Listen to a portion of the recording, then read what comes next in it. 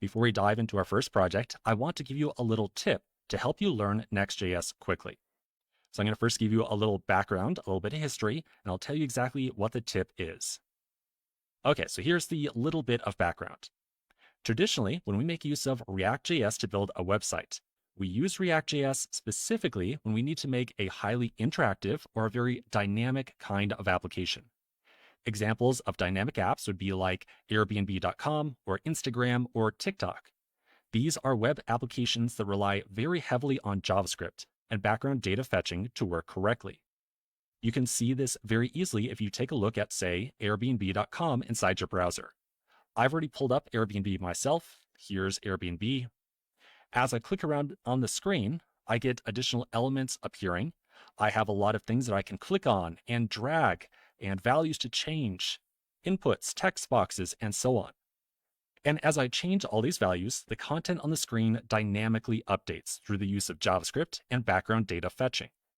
So again, a dynamic application is one where we've got a lot of JavaScript and a lot of data fetching going on, a lot of input and interaction with the user. And that's not the only kind of website that exists online, of course. There's a tremendous number of websites that do not really require any user interaction, no JavaScript, no background data fetching, and so on.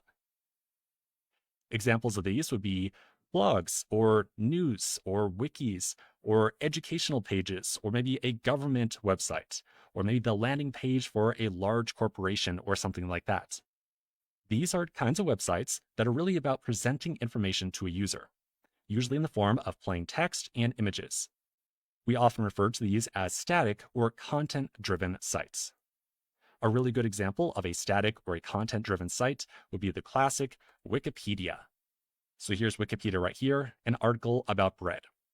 This page does have JavaScript in it to automate or hide, say, a sidebar over here, and so on, but it's not reliant upon JavaScript. And it's also not really using JavaScript to fetch data or display that on the screen. Primarily, the purpose of this page is to show text and play images to the user to communicate some information. Again, that would be a great example of a static or a content-driven site. Okay, so now we got this little bit of background. On to the tip. Here's the tip for learning Next.js really quickly. One of the primary goals of Next is to expand the use of React to help you make static sites. Again, React traditionally is all about dynamic pages, but Next really starts to expand the use case of React and help you make static or content-driven sites, such as Wikipedia or a blog and so on. So why is that so important? Well, here's the thing. As we start to learn more and more about Next, we're going to see a lot of features and techniques that start to look a little bit useless, and sometimes complex, sometimes duplicated or at odds with other features in Next. And you're very often going to wonder, why does this exist at all? Why does Next have this piece of functionality?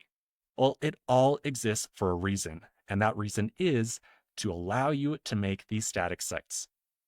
So I really want you to keep this in mind as we start to walk through Next. You really have to keep in mind that we're not just building super interactive pages as we would normally with React.js.